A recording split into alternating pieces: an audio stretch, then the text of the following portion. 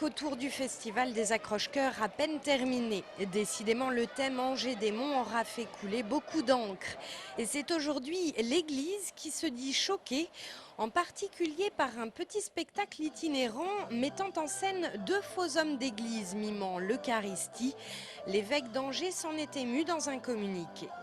Monseigneur Dalmas a pris la parole donc, au nom de tous les chrétiens catholiques du diocèse pour dire « nous, on a pari de ça ». C'est le cœur de notre foi et ça vient atteindre le respect des croyants. Nous sommes dans une société, une république laïque, c'est le principe même de la laïcité, le respect des religions. Ce mardi, Jean-Claude Antonini n'a pas souhaité s'exprimer sur cette polémique devant notre caméra. Mais voici ce qu'il nous déclarait dimanche soir à l'issue de la cérémonie de clôture.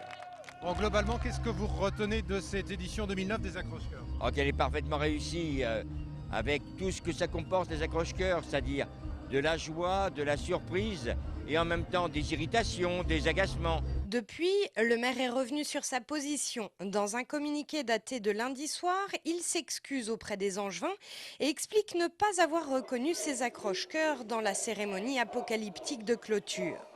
Il explique également qu'il n'a pas voulu cautionner le spectacle et a marqué sa désapprobation en quittant les lieux sans prononcer son discours. Une action saluée par Laurent Géraud, le président départemental du MODEM, mais décriée par l'opposition municipale qui parle d'amateurisme. Ce matin, dans les locaux de la compagnie Jobitume, la lecture de la presse locale, relayant ces débats, faisait bien évidemment réagir. Il y a des gens qui sont choqués et puis d'autres qui adorent ça. La réaction du maire d'Angers vous étonne? Oui, un petit peu. Oui, un petit peu. Parce que j'avais pas compris ça à la fin des accroche-cœurs quand il était prêt à parler. Il me semble qu'il est plutôt parti parce que ça durait trop longtemps et qu'à un moment donné, il en avait marre d'attendre. L'an prochain, les Jobitumes céderont la direction des accroche-cœurs à d'autres artistes. Mais déjà, entre la compagnie et la ville d'Angers, après une collaboration de 11 ans, le divorce semble consommé.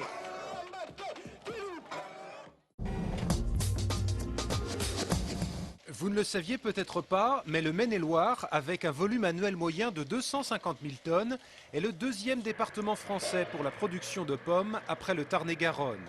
Pour ce cru 2009, la quantité devrait de nouveau être au rendez-vous, les conditions climatiques ayant été très favorables. Illustration dans ce verger d'Allonne, au sud-est du département, où sur 70 hectares, les cueilleurs s'activent depuis fin août. En général, on fait appel à la NPE, puis on a des habitués de plus en plus, parce que je pense que par rapport à certaines années, le marché de l'emploi est un peu plus tendu, donc on a de plus en plus d'habitués qui reviennent d'année en année. Quoi. Au total, vous employez combien de cueilleurs, vous? Donc à cette période, on a environ 140 personnes. Cette année, en effet, les producteurs ont semble-t-il eu moins de difficultés à recruter de nouveaux cueilleurs. Le verger peut également compter sur des fidèles qui, comme Marité, viennent depuis plusieurs années sur cette exploitation arboricole. L'habitude aidant, cette dernière arrive à un volume quotidien de pommes ramassées pour le moins impressionnant. À peu près 3 palox comme ça, donc ça va faire 1200 kg de pommes à peu près. Voilà, un minimum, parce que bon, on peut en faire plus, ou bien comme là elles sont belles, on peut en faire plus. Ces pommes cueillies, il faut maintenant les vendre à un tarif acceptable pour les producteurs. Et c'est là que le bas blesse, puisque pour l'instant, les fruits quittent les exploitations avec un manque à gagner d'environ 15 centimes d'euros du kilo. On ne va pas pouvoir tenir très longtemps. On a besoin de beaucoup de trésorerie, c'est vrai en ce moment pour la cueillette des pommes, qui est quand même le temps fort dans nos entreprises. Donc c'est une véritable inquiétude. Et puis on espère surtout que les cours remontent. Et les discussions qu'on a actuellement, c'est vrai, avec nos acheteurs principaux, qui sont la grande distribution, mais aussi les grossistes ou détaillants, nous laissent espérer que derrière nos entretiens actuellement, on puisse avoir des relevés de cours significatifs pour pouvoir quand même bien finir et commencer surtout l'année d'une manière plus sereine. La semaine prochaine, l'Angevin Bruno Dupont, en tant que président national des producteurs de fruits, évoquera d'ailleurs ses préoccupations à l'occasion d'une rencontre prévue au ministère de l'Agriculture.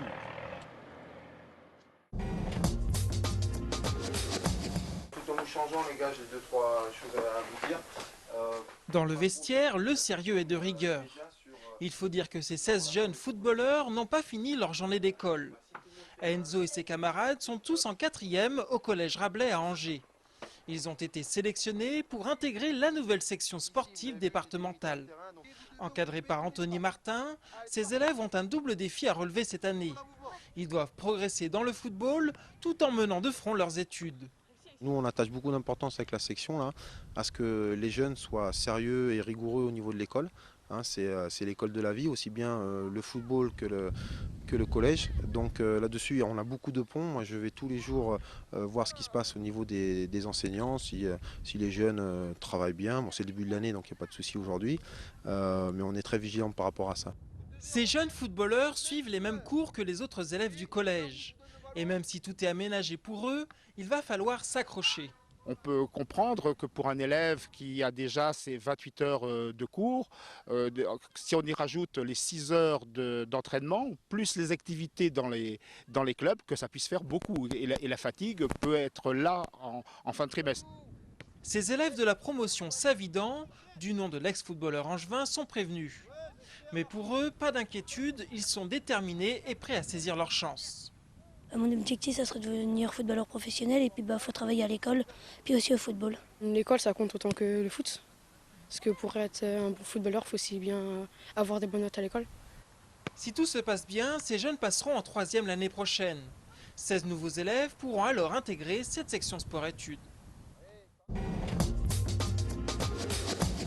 La semaine européenne de la mobilité commence demain. À cette occasion, différents rendez-vous sont proposés par Angers-Loire Métropole et la ville d'Angers. L'occasion de réfléchir sur nos moyens de transport. Chacun est amené à se remettre en question pour des raisons écologiques, pour des questions pratiques, aujourd'hui pour les questions d'encombrement des travaux du tramway, de se remettre en question pour se dire peut-être est-ce que je vais me réorganiser autrement, peut-être qu'une fois par semaine, je pourrais ne pas prendre ma voiture et aller à pied, en bus ou à vélo. Le tram arrive, il faut changer les habitudes et donc c'est un moment d'échange et de discussion, de dialogue avec les Angevins, de réflexion. Et puis on propose énormément de manifestations sur toute la ville et l'agglomération. Parmi les rendez-vous, demain une journée découverte des transports est proposée aux enfants, place Leclerc. Jeudi à 18 h, vous êtes invités à une rencontre à la maison du tramway à Angers. Il y sera question de l'approche locale d'une nouvelle mobilité.